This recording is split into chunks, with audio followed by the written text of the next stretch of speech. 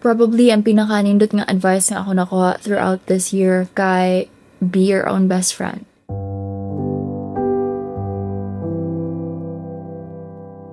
Usually, kung natay friends and na sila problema, we try to be practical sa atong advice and we try to give out atong pinaka-best nga advice in a way na pinaka-sweet, pinaka-caring, o pinaka-buutan nga way sa pagstorya.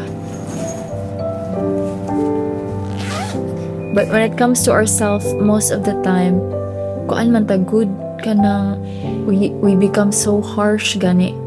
Like we judge ourselves so hard when we make decisions when that are not right gani. We become so judgmental of ourselves. It's like we can't sa uban mo okay lang, we can be gentle nila, pero sa ato sa ay lisod to be gentle sa atong kagalingon.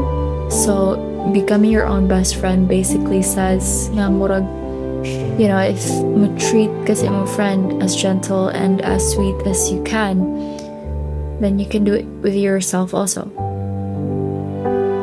Yeah.